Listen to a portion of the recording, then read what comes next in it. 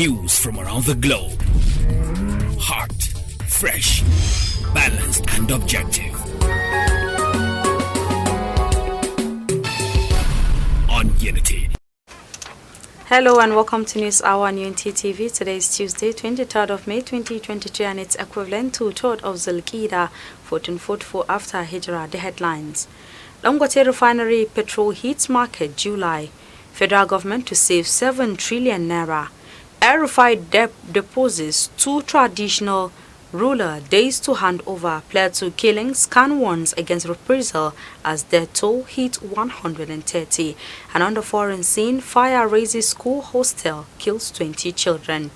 And in sports, United plan £500 million spending spree on Osimhen and others.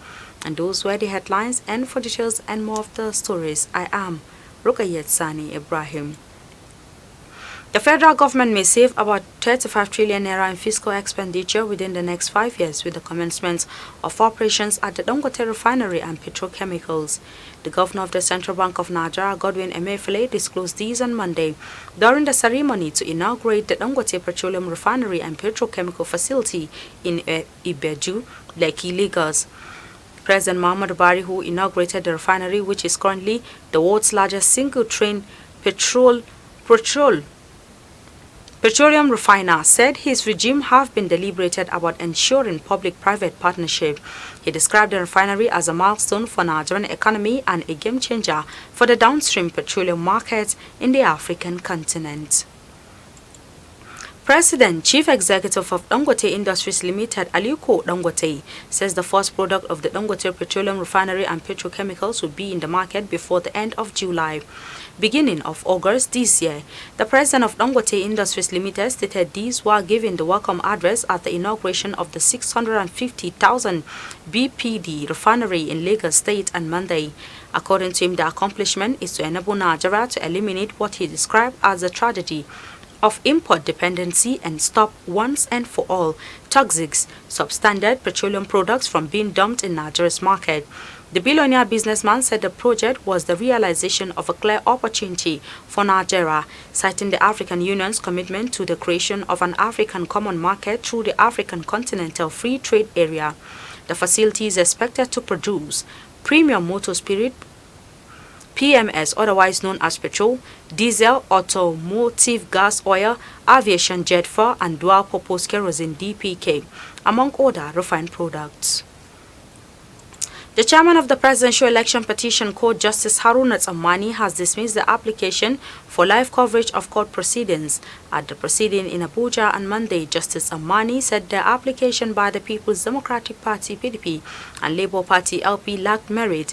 In a unanimous decision, the panel held that the order sought by the petitioner was outside the scope of the petition, adding that televising of proceedings is not provided for in any law.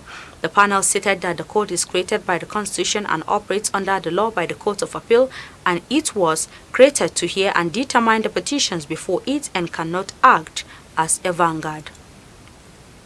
The Presidential Election Petition Court (PEPC) has scheduled ruling for 10 a.m. on Tuesday on whether or not to consolidate the 3 petitions by Atiku Abubakar and the People's Democratic Party (PDP), Peter Obi and the Labour Party (LP), and the Allied People's Movement (APM).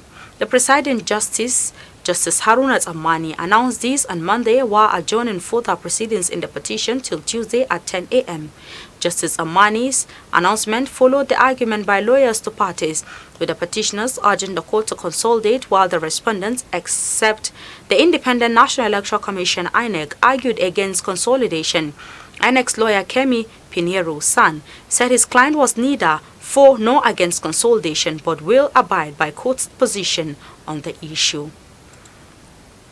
With few days to the end of his tenure, Governor Nasir El-Rufai of Kaduna State has approved the disposition of the traditional rulers of Piriga and Arak chiefdoms, His Highness Jonathan Paragwa Zamuna and His Highness General Aliyu Iliyama, respectively.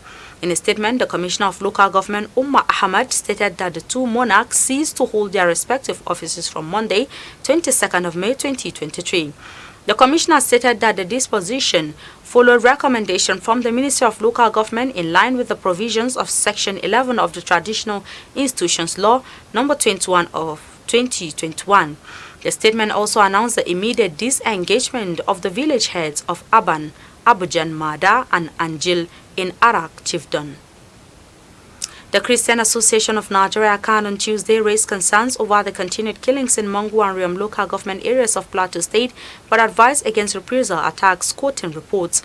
Khan said that 130 persons were killed, 1,000 buildings burned, and 22 villages affected. The president of Khan, Archbishop Daniel Oko, who stated this in a statement in Abuja, appealed to all Nigerians in Mangu and Riam local government areas and indeed all over the country to remain calm and law-abiding in the face of these challenges, noting that citizens must not allow themselves to be provoked into taking actions that will further escalate the situation.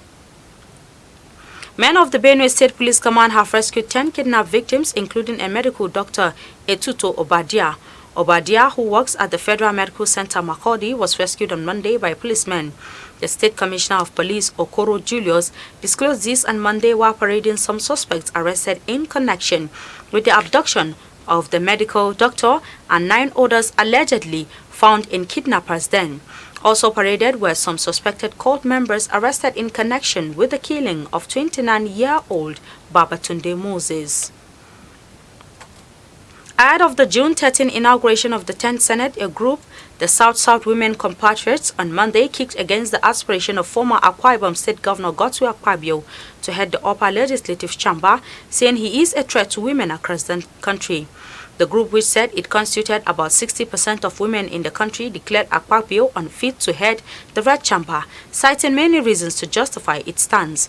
Addressing journalists in Abuja, Ima Ubong, national women leader of the group, said Nigerian women will not feel safe should a former Minister of Niger Delta Affairs emerge president of the Senate.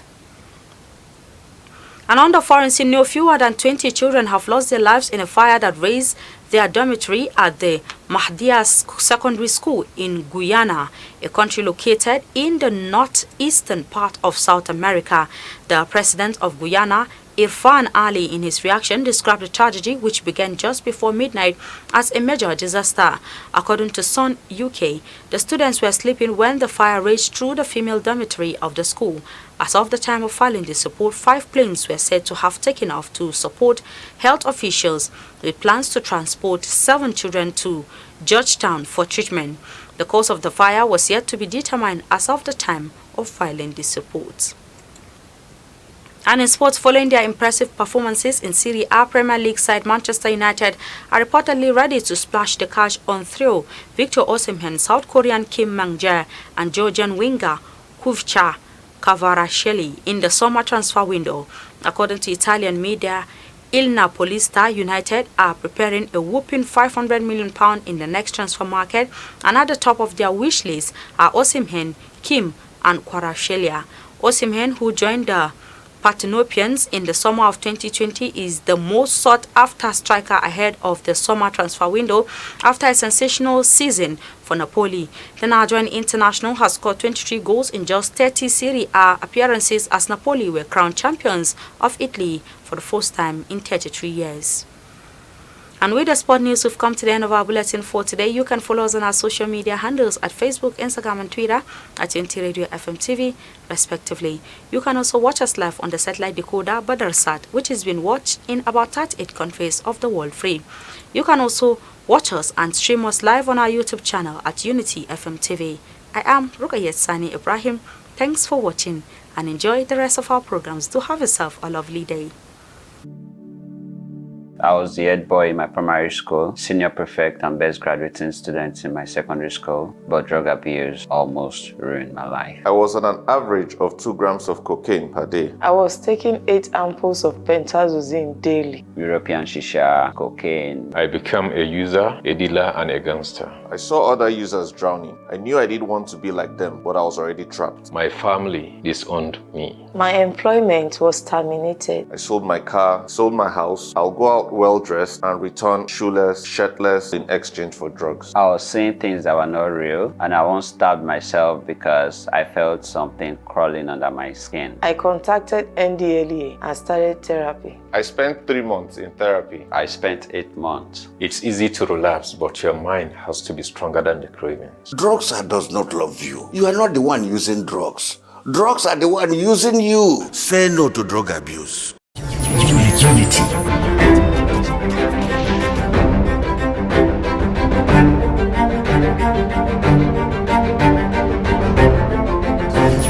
Unity.